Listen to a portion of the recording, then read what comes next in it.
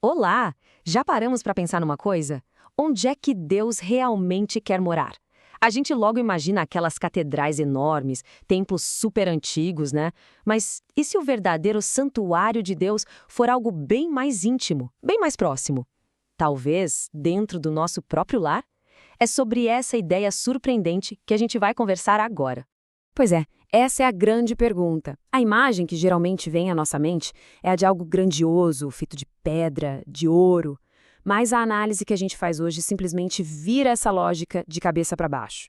Ela nos convida a olhar para um lugar, nossa, totalmente diferente.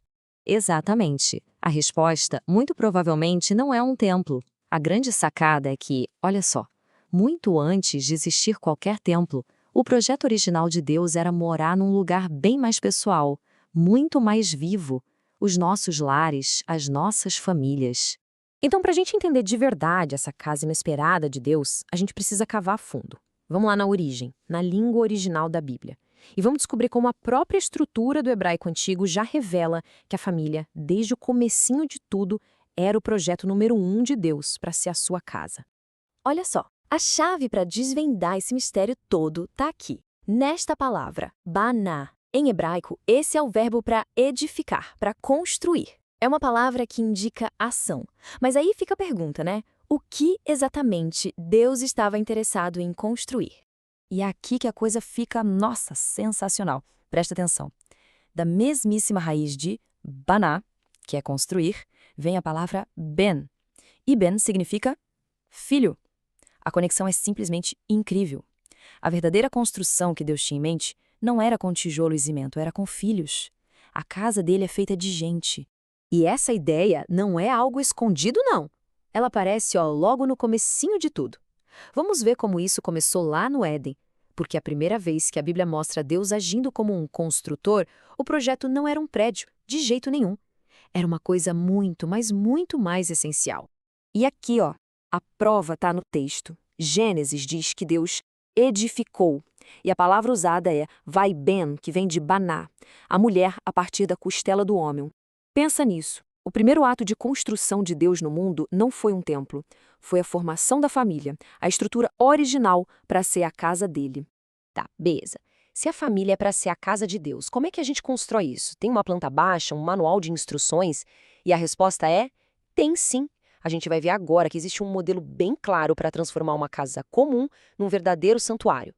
E esse modelo é como se fosse um tripé. Olha só. Primeiro, a ordem. O que é isso? É ter a palavra de Deus como o alicerce, a base de tudo na casa. Segundo, o altar, que não é um altar físico, claro, mas um ambiente de oração, de gratidão, de conversa com Deus. E o resultado desses dois é o terceiro passo, a presença. É quando Deus deixa de ser uma visita e se torna o convidado de honra, o morador permanente do lar. Agora, pensa que esse projeto incrível não era para ficar restrito a uma única família, de jeito nenhum. A ideia desde o início era expandir. E tudo começou com um cara, Abraão, e uma promessa gigantesca, a de que o modelo de lar dele iria se espalhar pelo mundo inteiro. E a gente consegue acompanhar essa progressão ao longo de toda a história bíblica. Olha só a linha do tempo. Começa lá atrás com a promessa de que Deus ia morar nas tendas de Sem, ou seja, a presença dele estava ligada à linhagem, à família. Depois vem Abraão, que não tinha um lugar fixo, mas construía altares por onde passava. Era uma presença móvel. Aí chega em Davi, e aqui é um ponto-chave. Deus fala para ele: eu vou construir uma casa para você. Uma dinastia, uma família, e não o contrário. E tudo isso desemboca em Cristo, que torna essa promessa acessível para todo mundo, universal. E essa promessa, feita a Abraão, ela é o grande ponto de virada da história. É a virada de chave.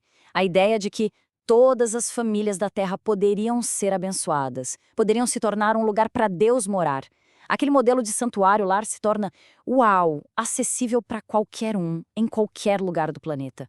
Bom, agora a gente chega no acabamento, sabe? O toque final da obra. Como é que essa casa espiritual é oficialmente inaugurada? Como ela é selada para se tornar de fato a morada de Deus? A resposta está aqui, nessa bênção super antiga. Quando os pais falam essas palavras sobre os filhos, eles não estão só fazendo uma oração bonita. É muito mais do que isso. Eles estão, de forma simbólica, colocando o nome de Deus, ou seja, a identidade dele, a autoridade, a proteção sobre a família. É como se fosse o ato de descerrar a placa de inauguração, sabe? É o que sela a construção e convida a presença de Deus para morar ali de vez. E olha, este verso do Salmo resume tudo de uma forma perfeita. Se o Senhor não edificar a casa, e aqui de novo a palavra baná, em vão trabalham os que a edificam. Ou seja, todo o nosso esforço para construir um lar, para construir uma família, não serve de nada se Deus não for o engenheiro-chefe, o arquiteto principal do projeto. É um lembrete de que a verdadeira estrutura de um lar de sucesso vem dele. Mas aí vem a nossa parte na história, né? Esse provérbio traz a coisa para o nosso dia a dia. A mulher sábia edifica, de novo, banar, a sua casa. A gente entende que mesmo com Deus sendo o grande arquiteto, nós somos os mestres de obras. E a sabedoria é a nossa melhor ferramenta para levantar e fortalecer essa casa. Em contrapartida, a falta de sabedoria, a insensatez, bota tudo abaixo. A responsabilidade está na nossa mão. Então tá. Depois de tudo isso, como é que a gente traz essa ideia toda para a nossa realidade hoje? Como é que a gente transforma esse conceito de um lar santuário em algo de verdade, palpável, na nossa vida? A conclusão é esta, e é poderosa. A família pode sim se tornar um santuário vivo. E os filhos, lembra do bem? Eles são como as pedras vivas dessa construção. Isso muda tudo. Transforma o nosso lar num verdadeiro canteiro de obras espiritual. Um lugar onde o reino de Deus está sendo construído tijolo por tijolo. Ou melhor, filho por filho, geração após geração. E essa promessa de Jesus vem para carimbar, para confirmar o projeto inteiro, desde o começo. Viremos para ele e faremos nele morada. A meta final sempre foi essa, que Deus fizesse a sua casa não em prédios de pedra, mas dentro das pessoas, dentro dos lares daqueles que o amam. E tudo começa nesse núcleo, a família. E assim a gente chega na reflexão final. Depois de tudo que vimos, a pergunta que fica é esta: o nosso lar, ele é só uma casa, uma estrutura física com paredes e um teto? Ou ele está sendo construído dia após dia para ser um santuário, para ser a verdadeira e mais desejada habitação de Deus? A resposta que damos a isso, não com palavras, mas com a vida. Bom, essa resposta pode definir absolutamente tudo.